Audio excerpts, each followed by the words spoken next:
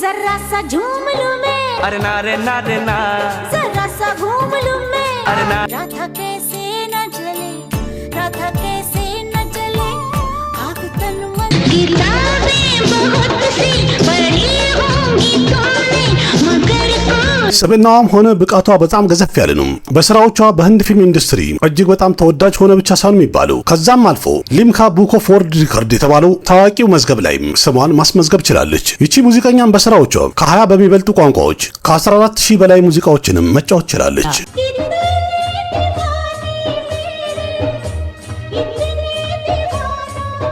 የዛሬ ታሪካችን የሚያጠነጥነው ቆየት ባለው የህንድ ሲኒማ ላይ ድምጸ መረዋ በመሆን የምትታወቀው ዝነኛዋ ዘፋኝ የህንድ ክላሲካል ሙዚቃ ንግስት ናት ይባልላታል። በጣም በሚመስጠውና አስደናቂ በሆነ ድምጿ ህንድ ሀገር ውስጥ ብቻ ሳይሆን በዓለም አቀፍ ደረጃ አድናቂዎቿ ቁጥራቸው በጣም ከፍተኛ ነው።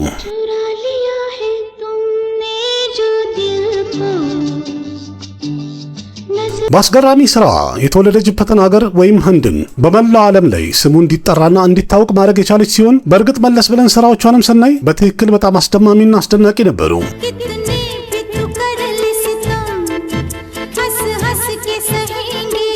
ይቺ ሙዚቀኛ ድምጿን አንድ ጊዜ የሰማ ሰው በድምጿ እጅ ወደ ላይ አድርጎ ይማረክላታል የምትባላት።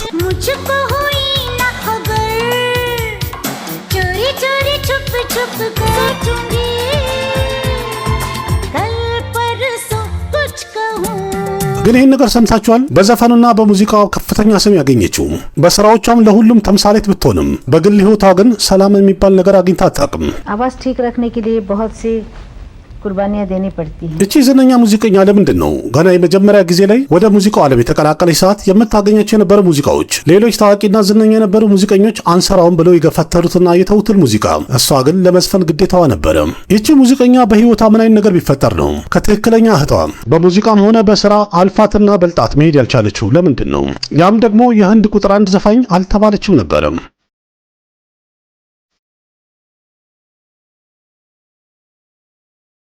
እቺ ሙዚቀኛም የእህቷን አንድ ሰራተኛ በጣም ስላፈቀረችው ሙሉ የመንገሽከር ቤተሰቦችን ወይም ዘሮቿን እንዳለ ተቃውማ ቤቱን ጥላ ጠፋችና ይህንን ሰው ለማግባት ተገደደች።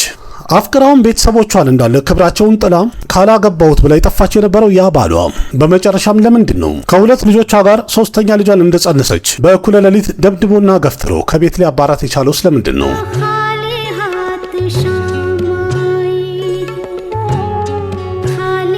ታዲያች ሙዚቀኛ በምን ምክንያት ይሆናል አግብታ ከፈታች በኋላ የሶስት ልጆች እናት ከሆነች በኋላ እድሜዋም እንኳን ገፍቶ ጠቅላላ የነበሩ ባህሎችና ህግጋቶችን ሰብራ ስም በሌለው ዝምድና ከአንድ ወንድ ጋር አንድ ቤት ውስጥ ለመኖር ለምን ተገደደች?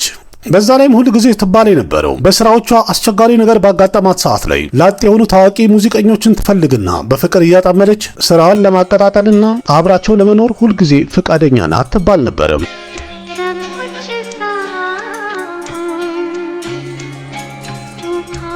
ይቺ ዝነኛ ሙዚቀኛ የህይወትን ሰላምና ደስታን በጣም በቅርበት አይታለች የምትባላት ታዲያ ለምንድን ነው ለገንዘብ ብላ በህንድ ሲኒማ በጣም ታዋቂና ዝነኛ የነበረችው ቆንጆዋ ተዋናይ በህይወቷ መጨረሻ ሰዓት ላይ በጣም አስጨንቃታለች፣ አስቸግራታለች። እንዲያውም በአመማት ሰዓት ላይ ከተለያዩ ሰዎች ጋርና ከህግ ጋር እየታገለች ምድርን ተሰናብታ እንድትሄድ አድርጋታለች። ለምን ተባለ?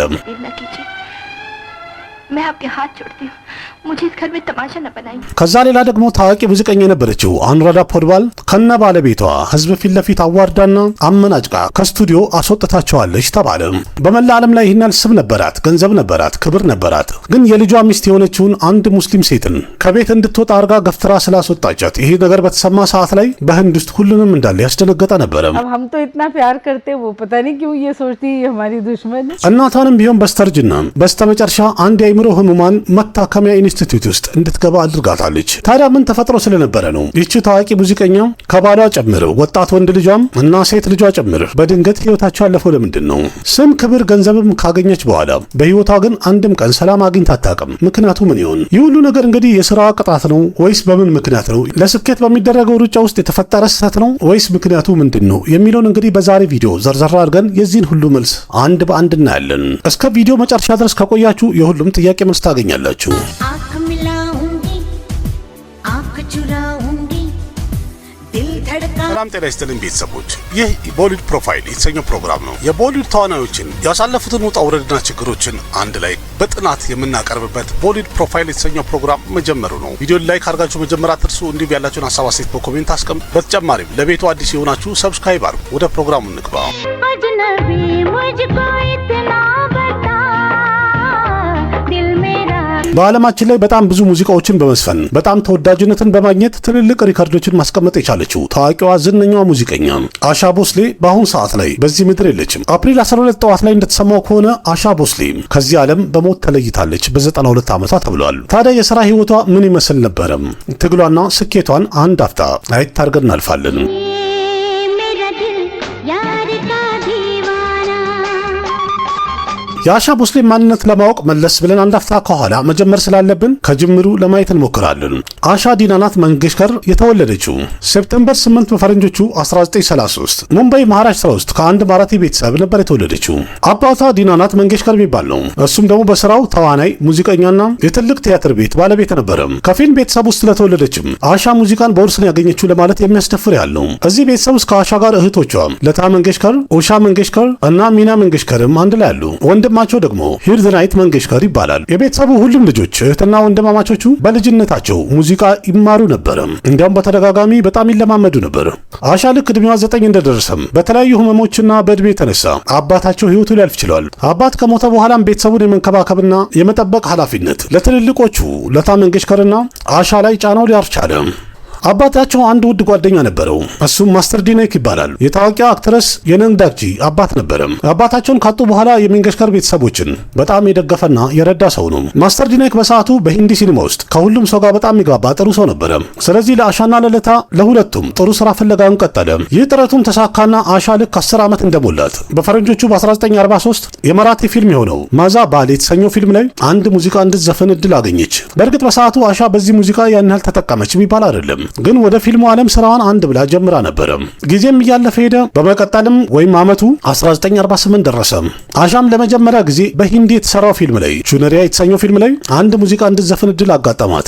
ከዛው በመቀጠልም በፈረንጆቹ 1949 የሂንዲ ፊልም የሆነው ራት ኪራኒ የተሰኘው ፊልም ላይ ለመጀመሪያ ጊዜ ብቻዋን አንድ ሙዚቃን በኃላፊነት ተወጣችና ተጫወተች። मौज में अपने በሰዓቱ በእርግጥ ታላቅ እህቷ ለታ መንገሽከር በሙዚቃ ጉዳይ ላይ እየሰራች ስራዋን አቀጣጥላ ወደፊት ይራ ነበረ። ስለዚህ ለታና አሻ በጣም በልፋትና በጥረት ስራቸውን እየሰሩ ቤተሰቡ የሚያስፈልገውን ነገር ሁሉ በብቃት እያሟሉ እያሳኩ እየሄዱ ነበረ። कतरा कतरा मिलती है कतरा कतरा जीने दो जिंदगी है ጊዜው በጣም በፍጥነት እየገሰገሰ ነበረ። አሻ እድሜዋ 16 ደርሶ ነበረ። በዚህ ሰዓት ላይ የመንገሽከር ቤተሰቦች የገቢ መንገድ በጣም ተስተካክሏል፣ ጥሩ ሆኗል የሚባልበት ሰዓት ነበረ። ቤተሰቡም በጣም ደስተኛ ነበረ። ግን ምናልባት ደግሞ ደስታ ለዚህ ቤተሰብ ጭራሽ ክልክል ነው የተባለ ነው የሚመስለው። ምክንያቱም አሻ ገና በትንሽ እድሜዋ ቤት ውስጥ አንድ ሰራተኛ ወይም አገልጋይ ነበረውን ማለትም የታላቅ እህቷ የለታ መንገሽከር ሴክሬታሪ የሆነውን ገንፐት ራው ቦስሌን በድብቅ አፍቅራው ነበረ። ये क्या कर डाला तूने दिल तेरा हो गया हंसी हंसी में डाल በዚህ ሰዓት ላይ ገንፐት ከአሻ 18 ዓመት ያህል በእድሜ ይበልጣት ነበረ። የአሻና የገንፐት ፍቅር ለረጅም ጊዜ መደበቅም አልቻለም። ታላቅ እህቷ ለታ መንገሽከር ይህን ነገር በሰማችና ባወቀች ሰዓት ታናሽ እህቷ ከቤቷ ሰራተኛ ከገንፐት ጋር መገናኘቷ መቀራረቧ በጣም አሳምሟት ነበረ። ለታ ይሄ ነገር እንደማይሆን ለአሻ በደንብ አሳምናት ነበረ። ግን ደግሞ በሌላ በኩል በፍቅር ሙሉ ለሙሉ አብዳ ነበረ። እህቷ የነገረቻት ነገርም ሆነ ለቤተሰቡ ከነጨራሽ አልተጨነቀችም። ግትር ስላለችም አሻ በህይወቷ የመጀመሪያ የሚባለውን የስተት እርምጃ አንድ ብላ አነሳች። ይህ ክስተትም የመንገሽከር ቤተሰቦች እንደዚህ ይሆናል ብለው በህልማቸውም እንኳን ያላሰቡት ነበረ። ፍቅሯም ኃይለኛ ስለነበረ ቤተሰብም ሊቀበላት ስላልቻለ ትንሿ አሻ ከቤት ለመጥፋት ወሰነች። በእርግጥ በመጨረሻም የሆነው እንደዛ ነው። सजना है मुझे सजना के लिए सजना है አሻና ገንፐት ከቤት ጠፉና ያለ ቤተሰቡ ፍቃድ ሁለቱ መጋባት ቻሉ። አሻ ይህን ውሳኔ በመወሰኗ ታላቅ እህቷ ለታ በጣም አዝናባት ነበረ። ስለዚህ አሻ ከቤተሰቡ ጋር የነበራት ዝምድና ለእስከ መጨረሻው ድረስ ተበጠሰ የሚባል ያህል ነበረ። आज भी न आए आंसू आज भी አሻም ከቤት ጠፍታ ካገባች በኋላ በህይወቷ ሁሉም ነገር የሚስተካከልና በደስታ የሚቀጥል መስሏት ነበረ። ግን ቀጥሎ በህይወቷ ውስጥ የሚያጋጥማት ነገር ምናልባት አሻም ራሷ በህልሟ ያላሰበችው የሚባል ክስተት ነበረ።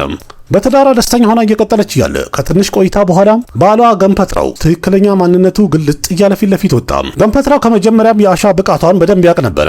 ስለዚህ አሻ እየሰራች በምታመጣው ገንዘብ ወይም ደግሞ ገና በምትሰራውና በምትጠቀመው ነገር ላይ እሱ ከኋላ ሆኖ ምንም ነገር ሳይሰራ የምትሰራውን ስራ በዛ እንድታረግና የምታገኘውን ገንዘብ ደግሞ እያመጣች በእጁ እንድትሰጠው ነበር ፍላጎቱ። ይህም ማለት ባለቤቷ ገንፈትራው አሻን እንደ ማሽን ማሰራት ነበር የፈለገው። ያለሷ ፍላጎትም እያንዳንዱ ስራዎቿን ይቆጣጠር ነበር። እንዲያውም ገንዘብ በጣም ስለተራበና በጣም ለገንዘብ ይጓጓ ስለነበረ አሻ ምንም ረፍት ሳታደርግ ቀንም ምሽትም በጣም ብዙ ሙዚቃዎችን እንድትሰራ አስገዳት ነበረ። जिंदगी रोज नए रंग የቤቷ ሰላምንም ፍለጋ ባሏ የሚላትን ነገር እሺ ብላ በአንድ ቀን ውስጥ ከ5 እስከ 7 ሙዚቃዎችን ትዘፍን ነበረ። ይህም ማለት ሙሉ ቀን አሻ ከአንድ ስቱዲዮ ከወጣች በኋላ ቀጥላ ሌላ ስቱዲዮ ትሄድ ነበረ። ይህን ሁሉ ስራ ከሰራች በኋላ ተዳክማ ማታ ላይ ወደ ቤቷ በምትመጣ ሰዓት ከቤት ውስጥ ላሉ ሰዎች ያለውን ጠቅላላ ስራና ምግብም የምታበስለው ራሷ ነበረች። አንዳንዴ ደግሞ ወደ ቤት ለመምጣት ባረፈደች ሰዓት ባለቤቷ ገንፈትራው ይጠራጠራት ነበረ። የእነዚህ ነገሮች ድምርም ገንፈትራውን ወይም ባለቤቷን ጨካኝ እያደረገው ሄደ። እንዲያውም ከነጨራሹ ማንኛውም ውሳኔ አሻ ራሷ እንድትወሰን አይፈቅድላትም ነበረ። እንደዛም ሆኖ ግን በሷ ላይ የሚፈጸምባትን ወንጀሎች ሁሉ ችላ እየኖረች ነበረ። ጸጥታዋም ስለበዛ ባለቤቷ መሳደብና እጁንም ማንሳት በሷ ላይ ቀጠለ። ይህን ሁሉ ችግር አሻ ብቻዋን ተቋቁማና ችላ ነበር የምትኖረው። ህመማና ችግሯን ለማንም መናገርም አልቻለችም ነበረ። ምክንያቱም ደግሞ አሻ ከቤት ጠፍታ ነበር ያገባችውና። भगवान मेरा इस दुनिया में कोई नहीं है। कहते हैं जिसका कोई नहीं होता उसका तू होता है। በዛ ላይ ባለቤቷ ገንፈትራው ማንኛውም ዘመዶቿን እንድታገኝና እንድታናግር ከነጨራሹ ፍቃድ አይሰጣትም ነበረ። ስለዚህ አሻ ሁሉም ነገር ብቻዋን ተሸክማ ችላ ትኖር ነበረ። भी संग दिल हो मगर ልክ በዚህ መልኩ ህይወቷም እየቀጠለ አሻ ከ40ዎቹ እስከ 50ዎቹ ከ500 እስከ 800 የሚደርሱ ሙዚቃዎችን መስፈን ችላ ነበረ። እንደዛም ሆኖ ግን ብዙ ሙዚቃን ብትዘፍንም የተለየ ጥቅም ግን አላገኘችበትም፣ ወይም ስምና ዝና የሚባለው ነገር አላገኘችም። ዋና ምክንያቱ ደግሞ ከአሻ በፊት በሂንዲ ሲኒማ ውስጥ ቀደም ብለው ሸምሼድ ቤገም፣ ጊታ ደት እና ታላቅ እህቷ ለታ መንጌሽከር በጊዜው ለነበሩ ለታዋቂ ሴት አክትረሶች የነሱ ድምጽ ሆኖ ነበረ ወይም ተወዶላቸው ነበረ። ይህም ማለት ደግሞ ሁሉም የሙዚቃ ዳይሬክተር መጀመሪያ የሚመርጣቸው ዝነኞቹን ነበረ።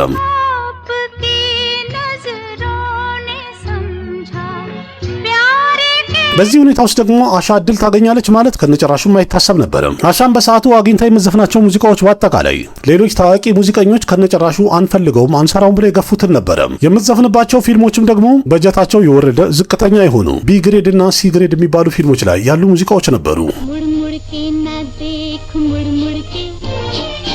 मुड़ के न देख मुड़ እንደዛም ሆኖ ግን የሚገርመው አሻ ማንኛው ሙዚቃ ዘፈኝ በተባለች ሰዓት ላይ አንዱንም እንኳን እምቢ ብላ አታውቅም። ለዛም ይመስላል ከ1940ዎቹ እስከ 1950ዎቹ 800 የሚደርሱ ሙዚቃዎችን መስፈን የቻለችው ለዛ ይሆናል። ቁጥሩ ከፍተኛ ቢሆንም ግን ሙዚቃዎቹ ያን ያህል ዝነኛ ሊያደርጓት አልቻሉም ነበር።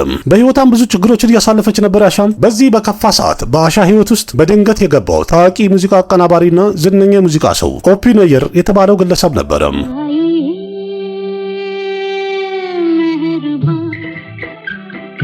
ኦፒ ነየር የተባለ ሙዚቃ አቀናባሪ ለመጀመሪያ ጊዜ በዛ ዓመት የሰራው ሲአይዲ የተባለው ፊልም ላይ አንድ ሙዚቃ እንድትዘፍን ጋብዟት ነበረ።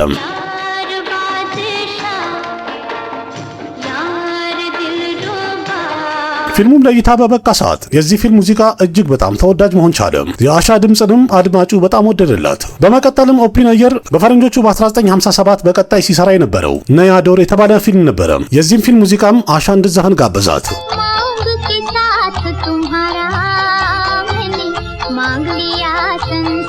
አንዳንድ መረጃዎች እንደሚያሳዩት ከሆነም በአሻ ህይወት ውስጥ ይሄ የመጀመሪያ ፊልም ነበረ። በፊልሙ ላይ ያለችው አክትረስ የምትጫወተውን ሁሉንም ሙዚቃ አንድ ፊልም ላይ መጫወት የቻለችና መስፈን የቻለችበት የመጀመሪያ ፊልም ነው ይባላል። ፊልሙ በጣም ስኬታማ ስለነበረ ሙዚቃዎቹም በጣም ተወዳጅ ስለነበሩ ከዚህ ፊልም በኋላ የአሻ ቦስሌ እድል ለእስከ መጨረሻው ድረስ ተቀየረ። ሙዚቃዎቹ በእርግጠኝነት ዛሬም ድረስ እንኳን በተለያየ መንገድ ሰምተነዋል፣ ምክንያቱም በጣም ስኬታማ ነበርና።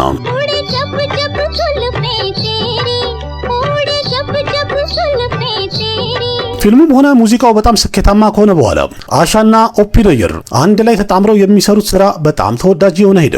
ከዛ በኋላም ቢሆን እነዚህ ጥንዶች አንድ ላይ ተጣምረው በጣም ስኬታማ የሆኑና ተወዳጅ ሙዚቃዎችን ማቅረባቸውን ቀጠሉ። እነዛ ስራዎችም ኤቨርግሪን ሆነው እስካሁን ድረስ ዘልቀዋል። क्या ख्याल है आपका? በዚህ ሰዓት ላይ የአሻ ቦስሌ ህይወት ወደ ስኬት እየተንጠላጠለ በፍጥነት እየወጣ ነበረ። ግን በሌላ በኩል የግል ህይወቷ ቀን በቀን የባሰ እየተበላሸና አስጨናቂ የሆነ እየቀጠለ ነበረ። በመጨረሻም በ1959 የአሻ ባል አሻን ያን ነገር ሊያደርጋት ቻለ። አሻ ራሷ ፈሳ አርጋም አንድ ቀን ገምተው የማታውቀውን ክስተት ሊፈጠር ቻለ። ገንፈትራ አሻን በጣም መታት። እጅግ በጣም በጭካኔ የሰደባት የመታት ሲሆን በሆዷ ጽንስ እንዲያዘች ከሁለት ልጆቿ ጋር በእኩለ ሌሊት ገፍትሮ ከቤት አባረራት። በዚህ ሰዓት ላይ አሻ ላይ ደረሰባት የሐዘንና የችግር መብረቅ ነበረ። በዚህ ሰዓትም የት መሄድ እንዳለባት ግራ የገባት ሰዓት ነበረ። ቀደም ብላም ገንፈትራውን ለማግባት ስትል ከቤተሰቦቿ ጋር ተጣልታ ጠፍታ ነበር ሄደችውና እንደዛም ሆኖ ግን ከነጨራሽ ሆነም አላሰበችም። ተመልሳ ቀጥ ብላ ወደ ቤቷ ለመሄድ አሰበች። ወደ ቤተሰቦቿ ጋር በሄደች ሰዓትም ያለችበትን ሁኔታ ሲያዩ ቤተሰቦቿ ከነጨራሹ ያልጠበቁትና ያልገመቱት ክስተት ነበረ። እናም በጣም አዘኑላት። ቤተሰቦቿ ምንም እንኳን በስራዎቿ ቢናደዱም ግን አሁን ላይ ያለችበትን ሁኔታ ሲያዩ አዝነውላት በደስታ ተቀበሏትና አስገቧት። በፈረንጆቹ በ1960 በመጨረሻም ከገንፈትራው ጋር አሻ በፍቺ ሊለያዩ ችለዋል። አሻ ወደ ቤቷ ስለተመለሰች ሁሉም ነገር ትክክል ሆኖ እየቀጠለ ነበረ። እንደዛም ሆኖ ግን ይህ ደስታ ለረጅም ቀን መቆየት አልቻለም። በድጋሚ ሌላ አወዛጋቢ ነገር ተፈጠረ። የዚህ ምክንያቱም ደግሞ ፍቿን ካገኘች በኋላ የተገፋችው አሻ ኦፒነየር ከሚባለው የሙዚቃ ዳይሬክተር ጋር በፍቅር አንድ ብላ ጀምራ ነበረ። ይህ ነገር ደግሞ ከለታ መንገሽከር ሊደበቅ አልቻለም ነበረ።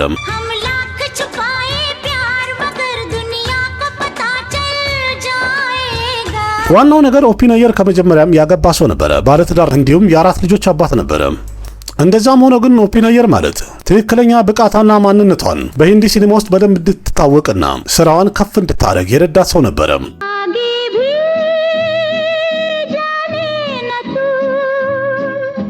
በሌላ በኩል ግን ኦፒነየር እና አሻ በሁለቱ መሃል የነበረው ግንኙነት ወይም ፍቅር ጠበቅ ያለ ነበረ። ይህም ደግሞ የሚያሳዩ አሻ በዛ ሰዓት ላይ ከኦፒነየር ጋር አንድ ቤት ውስጥ አብራ ትኖር ነበረ፣ ያለምንም ዝምድና ያለምንም ጋብቻ ማለት ነው። በዚህ ውሳኔዋም ታላቅ እህት ለታ መንገሽከር በጣም ተናዳ ነበር። የለታ መንገሽከር ዋና የንዴቷ ምክንያትም አሻ ከመጀመሪያም ተገፍታ ነበረ ወይም ተታላ ነበረ። ስለዚህ ለፍቅር ብላ በድጋሚ ገደል ውስጥ እየገባች ነው ነበር እያለች የነበረው። ግን ይሄ ነገር እሷ ብትልም አሻ ግን ልትረዳ አልቻለችም ነበር።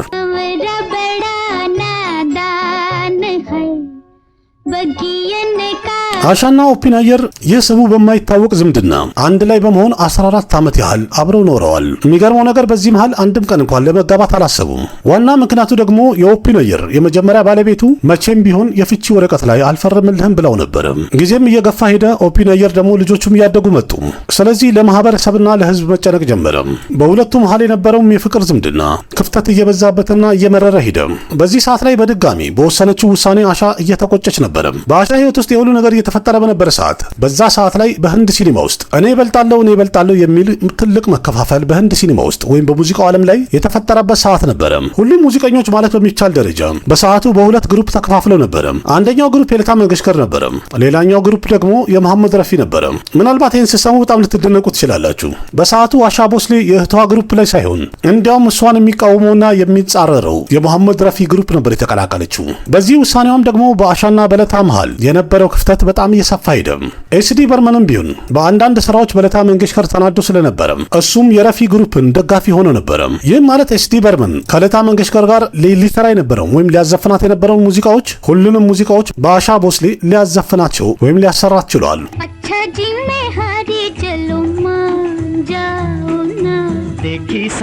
ይህም ማለት በዚህ ግርግር ውስጥ በጣም ተጠቃሚ የነበረችው አሻ ቦስሌ ነበረች። ምክንያቱም በዚህ ሰዓት ላይ አሻ ቦስሌ እጅግ በጣም ብዙ የሚባሉ ሙዚቃዎች በተርታ እየተደረደረ በሰልፍ መጣላት። አሻም ደግሞ በስራዋ በርትታ ሂት እና ሱፐሪት የሆኑ በጣም ምርጥ ስራዎቿን ማቅረብ የቻለችበት ወርቃማ ጊዜ ነበረ።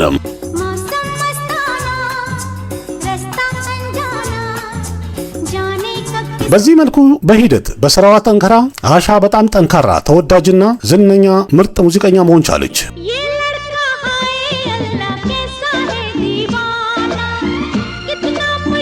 በፈረንጆቹ በ1965 አካባቢ የጊዜው ታዋቂ ሙዚቃ አቀናባሪ ኤስዲ በርመን አንድ ስራ ሊያናገራት አሻን ጠራት። በሙዚቃውም ስለተስማሙ ወደ ቀረጻ እንዲገቡ የኤስዲ በርመን ልጅ የሆነው አርዲ በርመን እሱ ጋር ሂጂና ወደ ሙዚቃ ቀረጻው አንድ ብላችሁ ስራ ጀምሮ አላት።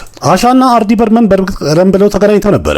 በሰዓቱም ቢሆን ለአርዲ በርመን ያን ያህል ቦታ አትሰጠውም ነበር አሻ። በ1966ም አርዲ በርመን ቲስሪ መንዝ ለተባለው ፊልም አሻ ቦስሌን ሊያዘፍናት ቻለ። እዚህ ፊልም ላይ የነበሩ እንዳለ ሙዚቃዎች በጣም ሂት መሆን ቻሉ።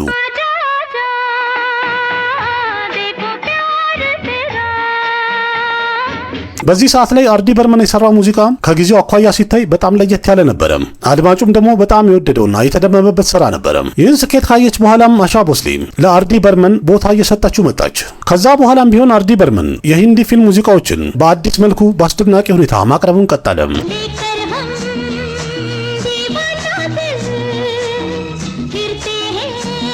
በላይ የሚሰሩት ስራዎች በጣም ተወዳጅነትን ስላገኙ የአሻና የአርዲ በርመን በጥምረት የሚያቀርቧቸው ስራዎች በሂንዲ ሲኒማ ውስጥ በጣም መቀወጣቸውን ቀጠሉ።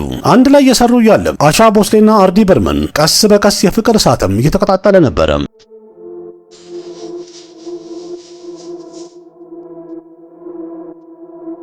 እስከዚህ ሰዓት ድረስ ከኦፒኒየር ሙሉ ለሙሉ አልተለየችም ነበር አሻ። ግን ከመጀመሪያም በሁለቱ መሃል ርቀት እየተፈጠረ ስለነበረ ከአርዲ በርመን ጋር መቀራረቧና በፍቅር መውደቋ በደንብ ለመለያየታቸውና ድጋሚ ላለማገናኘታቸው ምክንያት ሆኗል ይባላል። አንዳንድ መረጃዎች ደግሞ እንደሚያሳዩት ኦፒኒየር እሷም ትቶ መሄድ ፈልጎ ነበረ፣ አሻ ደግሞ ኦፒኒየርን መተው አልፈለገችም ነበር የሚሉ መረጃዎችም አሉ። ይህ ሁሉ ነገር በተፈጠረ ሰዓት ላይ አንድ ቀን የአሻ ሴት ልጅን ኦፒኒየር በጣም ተናዶ ስለነበረ በኃይል በጥፊ ያቀለጣት። አሻም በህይወቷ አንድ ቀንም ተስፋ አድርጋም ገምታም ማታውቀው ኦፒኒየር በልጆቿ ላይ እጁን ያነሳል ብላ አላሰበችም ነበር። ጥፊው ምንም እንኳን የልጇ ጉንጭ ላይ ያረፈ ቢሆንም ግን ህመሙና ጩኸቱ ለኦፒኒየር ነበር ማለት ይቻላል። ምክንያቱም የነበራቸውን ቅርርብ ለስከ መጨረሻ ድረስ የጨረሰ ሆነ።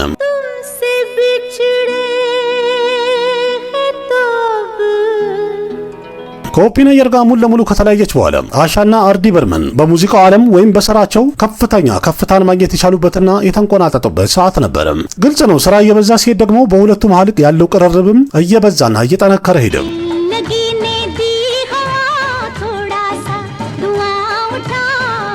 እንዲያውም አርዲ በርመን በሰዓቱ አሻ በጣም ትመቸው ነበረ፣ በጣም አፍቅሯትም ነበረ። ግን ፍቅሩን መግለጽ አልቻለም ነበር። እንደዛ ቢሆንም ለሷ መግለጽ ባይችልም ግን ማንነቱ በማይታወቅ ስም ወደ አሻ ቦስሌ ቤት እቅፍ አበቦችን ይልክ ነበረ። በመጨረሻም አፈላልጋ አሻ ቦስሌ አበባ ማን እንደሚልክ ስትደርስበት አርዲ በርመንም እንጋባ ብሎ ጠይቃት።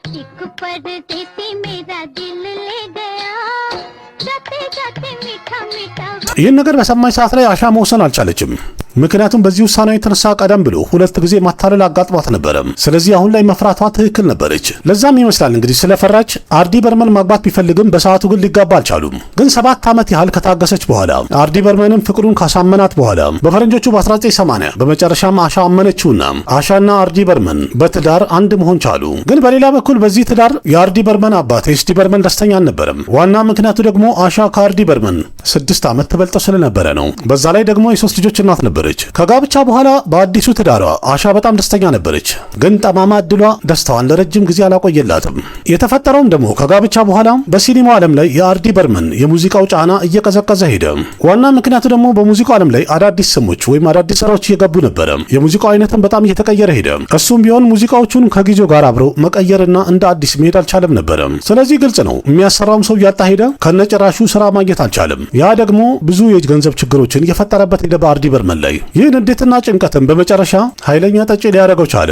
በሌላ በኩል ባለቤቱ አሻ ሂት የሆኑና ተወዳጅ የሆኑ ሙዚቃዎችን እያቀረበች ነበር። ግን ደግሞ አርዲ በርመን በመጠጥ ስካር ውስጥ ሙሉ ቀን ሰምጦ ነበር የሚኖረው። በመጨረሻም ያ ቀን ደረሰና በፈረንጆቹ በ1994 አርዲ በርመን በድንገት ልብ ድካሙ ተነሳበት። አንስተው ሆስፒታል ቢወስዱትም ግን ሊተርፍ አልቻለም። በ1994 አርዲ በርመን ይቺን ዓለም ተሰናብቶ መሄድ ቻለ። जितना बड़ा संगीतकार था पंचम आरडी बर्मन, उससे कहीं बड़ा बहुत ही अच्छा नेक इंसान था। पंचम चले गए हैं लेकिन उनका संगीत और उनकी यादें और उनका काम हमेशा जिंदा रहेगा। तो मैं सोचता हूँ कि ये हमारे इंडस्ट्री के लिए बहुत बड़ा एक गैप हो गया। We have not only lost a great music director.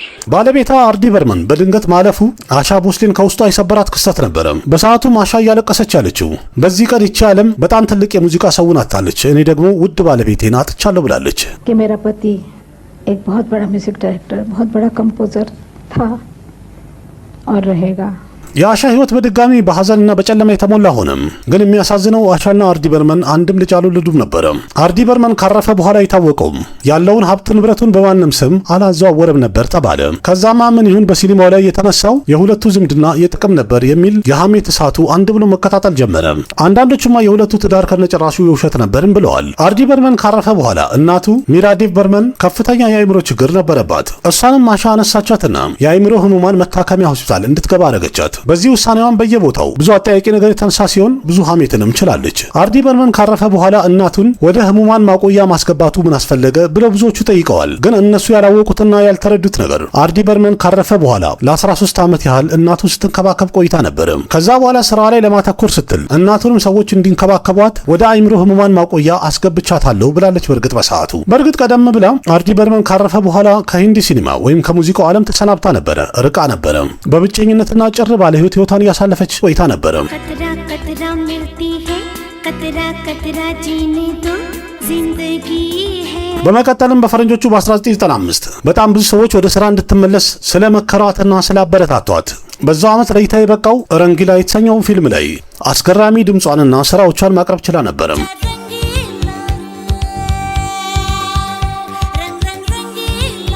እዚህ ፊልም የነበሩ ሁሉም ሙዚቃዎች በጣም ሱፐሪት ነበሩ። በዛም የተነሳ አሻ ቦስሌ ወደ ሂንዲ ሲኒማ ምርጥ ካምባክ ማድረግ ቻለች ተብሎ ተመስክሮላታል።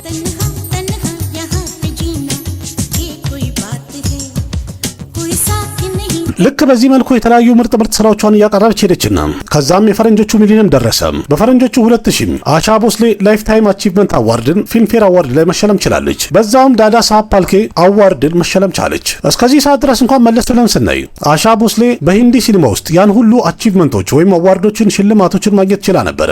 እያንዳንዱ ሂንዲ ሲኒማ ላይ በሙዚቃው ዓለም የሚሳተፍ ሰው በህልሙ የሚያየውና መድረስ የሚፈልግበት ደረጃ ደርሳ ነበረ። እድሜዋም ገፍቶ ስለነበረ ላይፍ ታይም አቺቭመንት አዋርድ ከተሸለመች በኋላ በቃ ከሙዚቃው ዓለም መሰናበቷ ነው ብሎ ገምቶ ነበር ሁሉም። ግን አሻ ደግሞ አሻነችና ለሙዚቃ በጣም ፍቅር ነበራት። በላይም ሂትና ሱፐሪት የሆኑ ሙዚቃዎቿን ማቅረቧን ቀጠለች።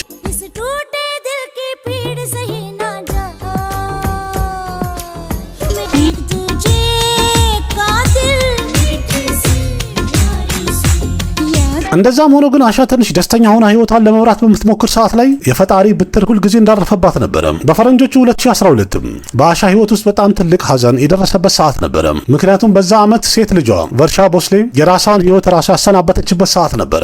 और इस वक्त बड़ी खबर आ रही है, आशा भोसले की बेटी ने खुदकुशी की है, ये जानकारी मिल रही है इस वक्त। አንዳንድ መረጃዎች እንደሚያሳዩት በሰዓቱ ሴት ልጇ ቨርሻ አይምሮዋ ትክክል አልነበረም፣ ጭንቀት ላይ ነበረች ተብሏል። የዚህ ምክንያቱ ደግሞ ከልጅነቷ የእናቷን ፊቻ አይታለች። እናቷም ደግሞ ለሷ ብዙ ጊዜ አልሰጠቻትም። እሷም አግብታ ነበረ፣ ከዛ በኋላ ተፋታ ነበረ። የዚህ ሁሉ ነገር ድምርም በጣም ከፍተኛ ጭንቀት ውስጥ ከቷት ነበረ። በአሻ ህይወት ውስጥ እንግዲህ ሐዘን በዚህ መልኩ ማብቂያው ደረሰ እየተባለ ያለ ግን የሚወዷት ሰዎች ደግሞ ወይም የቅርብ ሰዎቿ ተራ በተራ አንዳንድ እያሉ እየሄዱ ነበረ።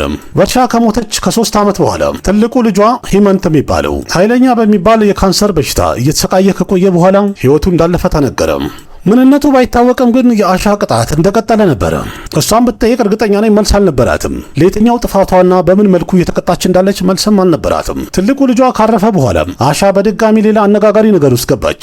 የዚህ ዋና ምክንያት ደግሞ የአሻ ትልቁ ልጇ ሂመንት ትዳር መስርቶ ነበረ። ያን ያህል ስኬታማ የሚባል ትዳርም አልነበረም ተብለዋል። ስለዚህ የመጀመሪያውን ትዳር ከፈታ በኋላ ሁለተኛ ሚስት አግብቶ ነበረ። ሚስቱም ደግሞ ሙስሊም የነበረች ሴት ስትሆን ሳጅዳ ትባል ነበረ። प्यार जैसी चीज मिली ही नहीं, हमेशा ጅልት जो बोलते हैं ना जैसे तासुब मिला። አንዳንድ መረጃዎች እንደሚያሳዩት ከሆነ አሻና ሳጅዳ ተስማምተው አያውቁም ይባላል። አንዳንድ መረጃዎች እንደሚያሳዩት ከሆነ አሻ የልጇን ሚስት ከቤት ውስጥ ራሱ በጣም ታስጨንቃት ነበረ። በመጨረሻም ልጇ ካረፈ በኋላ የልጇን ሚስት ከቤት አባራታለች ተባለ። हस्बैंड के गुजरने के बाद खुलेआम बोला 10 दिन में घर में आ गई गुंडे लेके 2 गाड़ियां भर के और कहा यहाँ से निकलो। मैंने पुलिस कंप्लेंट भी करवाया। ይህ ዜናም ከታየ በኋላ አሻ ቦስሌን በተለያዩ ሶሻል ሚዲያና በዜና ጣቢያዎች በጣም ሰድበዋታልም አዋርደዋታልም። የአሻ ቦስሌን ስም የሚያጠፋው ይህ ክስተት ብቻ አልነበረም። ሌላም አነጋጋሪ ነገሮች ተፈጥረው ነበረ። አሻ ቦስሌ ሙምባይ ውስጥ አንድ ቤት አላት። ያ ቤትም ደግሞ ቀደም ብሎ ታዋቂና ዝነኛ አክትረስ የነበረችው ሳድና የተባለችው የምትኖርበት ቤት ነበረ።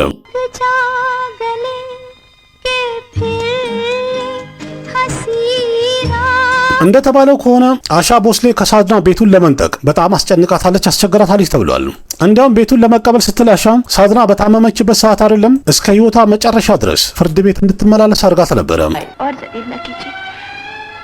मैं आपके हाथ जोड़ती हूँ, मुझे इस घर में तमाशा न बनाइए।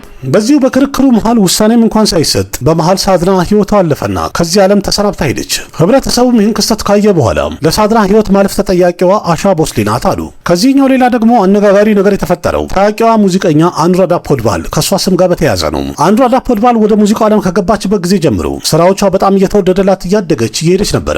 ስራዎቿንና ድምጿን የማያድንቅላት ሰው አልነበረም። ያም ደግሞ ተፈላጊነቷን ከማየት አኑራዳ ፖድባል በጣም ብዙ ብዙ ሙዚቃዎችን እያቀረበች ነበር። ፈጣን አካሄዷን ባየች ሰዓት ላይ አሻ ቦስሌ ከነጨራሹ የምታሸንፋት መስሎ አልታያትም። በዚህ መሃልም አንድ ቀን ስቱዲዮ ውስጥ ሙዚቃ እየተቀረጸች ያለ የአኑራዳ ባለቤት የሆነውን አሩል ፖድቫልን ባየች ሰዓት በጣም ተናደደች፣ ቦጋለች።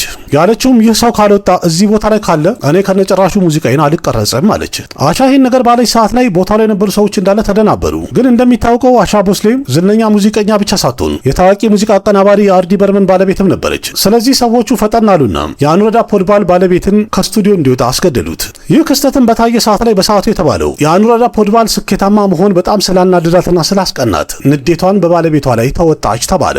በአንድ በኩል ስናየው አሻ ቦስሌ ራሷ ህይወቷ በሐዘንና በችግር በጣም የተሞላ ሆኖ እናገኘዋለን። በሌላ በኩል ደግሞ በጣም ብዙዎቹ እንደሚሉት ልክ እንደ ራሷ ህይወት የሌላ ሰው ህይወትም በሐዘንና በችግር የተሞላ እንዲሆን የምትችለውን ያህል ጠራለች ይባላል። የአሻ ቦስሌ እያንዳንዱ ስራዎቿን በዚህ ቪዲዮን እንሸፍነው ወይም እናውራ ከተባለ ከነጭራሹ የማይሆን ነው። የአንድ ሰዓት ቪዲዮም ራሱ ያንሰዋል የሚባል ያህል ነው። ግን ከዚህ ሁሉ መሃል በጣም የሚወሩትን እኒ ከተባለ አሻ ቦስሌ በአጠቃላዩ እዚህ ደረጃ ለመድረስ ለተፎካካሪዎቿና በእሷ ስራ ላይ ለሚመጡ ሰዎች በጣም ጥልፍልፍ የሆነና ውስብስብ የሆኑ መረቦችን ትጥል ነበረ ብለዋል። ምሳሌ ሱመን ከንያልፑር፣ ፕሬምለታ፣ አኑራዳ ፖድቫል፣ ሻንታራጀን፣ አልካ ያግኒክ የመሳሰሉ በጣም ምርጥ ስራ የሚያቀርቡ የነበሩ ድንቅ ሙዚቀኞችን ሙዚቃቸውን ከመንጠቅ ጀምሮ ከነጨራሹ ስራ እንዳያገኙ በመጣር በጣም ለረጅም ጊዜ ስትወቀስ ነበረ። ስራዎቿን ትቀማለች። በዛ ላይ አዳዲስ የሚመጡ ሙዚቀኞች በስራቸው ቀጥለው በርትተው ወደፊት እንዳይሄዱ የምትችለውን ያህል እንቅፋት ትሆናለች ይባል ነበረ። እነሱን ብቻ ሳይሆን ታናሽ እህቷ ኡሻ መንገሽከርንም ተፎካካሪዋ እንዳትሆን ስራዋ እንዲያበቃላት አድርጋለች ተብሎም ትወቀሳለች። አንዳንዶቹ ጭራሽ የሚሉት ምናልባት በታላቅ እህቷ በለታ መንገሽከር ስኬትም አሻ ቦስሌ ምናልባት ተቀና ነበርም ብለዋል። ይህም ማለት እንግዲህ እዚህ ደረጃ ላይ ለመድረስ ብቻ ሳይሆን የደረሰችበት ቦታ ላይ ለመቆየት ስትል በጣም ብዙ የተንኮል ድንጋዮችን ፈንቅላለች ማለት ነው። አሻ ቦስሌ እንዲያውም የመጀመሪያ ትዳሯ ከፈረሰ በኋላም ሰርኔሟ ግን ቦስሌ እንዲሆን ፈቅዳለች። እንደሚባለው ከሆነ ሰርኔሟን መንገሽከር ካረገችው በታላቅ እህቷ ስር ዝቅ ብላ የምትቆይ ስለመሰላት የባሏን ሰርኔም ተጠቅማ እስከ መጨረሻ ቆይታለች ተብሏል። ይህም ማለት ስሟን አሻ መንገሽከር ሳይሆን እንዲያውም አሻ ቦስሌ ተብሎ እንደተጠራች ከዚህ ዓለም ተሸኝታለች፣ አልፋለች። መጀመሪያ እንደነገርኳችሁ ያገባቻቸው እያንዳንዱ ሰዎች ካየን ከሙዚቃ ስራዎቿ ጋር የተያያዙ ሰዎች ስለሆኑ ስኬታማ ለመሆን ስትል መንጠላጤያ እንደ ደረጃ ነው የተጠቀማችባቸውም ተብላ ተወቅሳለች። ይህ ነገር በእርግጥ በዛ ሰዓት ላይ የተለያዩ መጽሔቶችና ጋዜጣዎች ላይ በተደጋጋሚ የተጻፈ ሪፖርት ነበረ። ሁሉንም ስኬት ለማግኘት ስትል የተጠቀመችባቸው ነው የሚለው ነገር እንግዲህ ለረጅም ጊዜ ሲወራ ነበር ብያቸዋለሁ። ግን የህይወቷን ደስታ ለማግኘት ነበር ወይስ ስኬት ለማግኘት ነበር የሚለው የትኛው ነው ትክክል? ይህንን እንኳን ፈጣሪ ይወቀው። እናንተስ ምን ይመስላችኋል? እልህ አስጨራሽና ውጣ ውረድ በበዛበት ህይወት ውስጥ ያደረገችው ነገር ለጥቅም ወይስ ደስታ ፈለጋ? እናንተም የራሳችሁን ሐሳብ አስተያየት ኮሜንት ላይ ጻፉልኝ። ምንም እንኳን አሁን በህይወት ባትኖርም ነፍሷ በሰላም ይረፍ ከማለት ውጪ ምንም አማራጭ የለንም። የህይወት ህግ ነውና የመጣ ይሄዳል። ግን ሁልጊዜ ስራ ይቀመጣል፣ ጥሩም ሆነ መጥፎ። እናንተስ የዛሬ ቦሊውድ ፕሮፋይል የተሰኘው ፕሮግራም እንዴት አገኛችሁት? አሻ ቦስሌን ብናጣትም ግን ከጀርባዋ የነበረው ያሳለፈችው ውጣ ውረድና የስራዎቿ ታሪክ አንድ ባንድ አቅርቤላችኋለሁ። ቪዲዮ ከተመቻችሁ ላይ ካርጉ፣ ያላችሁን ሐሳብ አስተያየት በኮሜንት ግለጹ፣ ለጓደኞቻችሁም ሼር አድርጉ። ለቤቷ አዲስ ሆናችሁም ሰብስክራይብ በማድረግ ቤተሰብ ሁኑ። ልክ እንደዚህ ከህንድ ሲኒማ ጋር የተያዙ የተለያዩ መረጃዎችና ባዮግራፊዎችን በዝርዝር አቀርብላችኋለሁ። በሌላ ምርጥ ቪዲዮ በድጋሚ እስከምንገናኝ ድረስ አቅራቢያችሁ ቃሲም መካ ነበርኩኝ። ደህና ሁኑ። ባባይ जरा सा झूम लूं मैं, अरे ना रे ना रे ना, जरा सा घूम लूं मैं, अरे ना किताबें बहुत